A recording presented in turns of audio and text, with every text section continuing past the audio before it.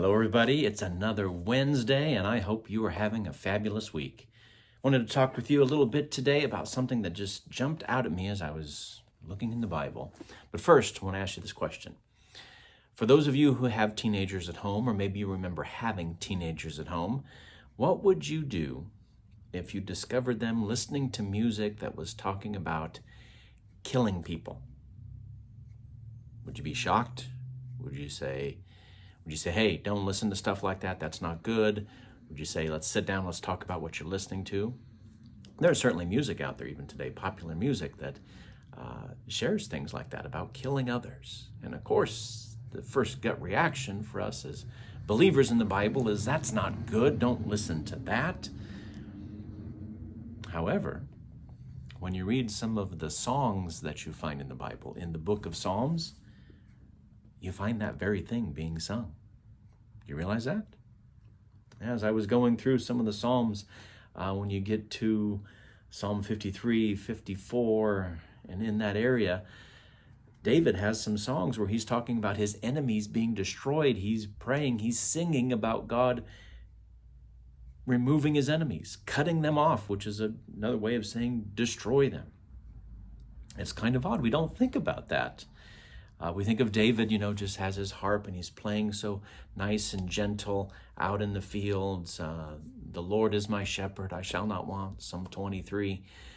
We don't often think about these ones where he's crying for his enemies to be defeated, to be destroyed, to be killed.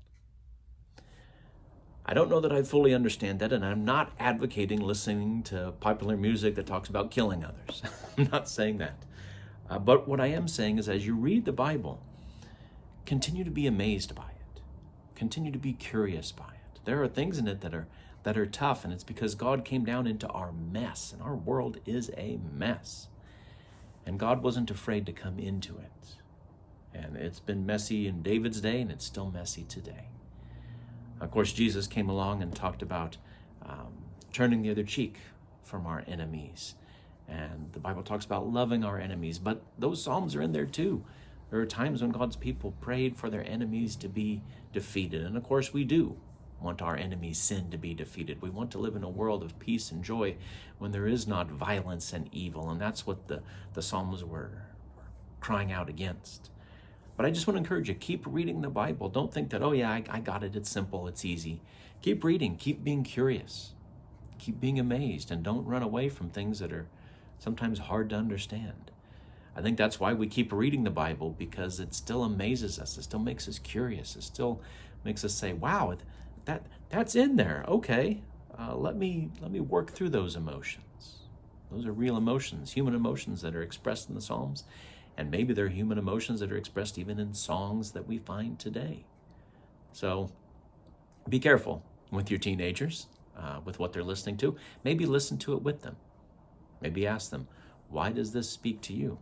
And then even show them, well, there's some hard verses in the Bible. There's some hard songs in the Bible too that talk about the difficulty of life and asking God to help. Well, friends, I hope you have a great rest of your weekend. I hope you enjoy whatever songs you're listening to, but I hope those songs are uplifting for you and inspiring. And I hope you'll join us for worship this coming Saturday at Piedmont Park. We'll be having Youth Sabbath, so we'll have a lot of young people involved, and that's always exciting.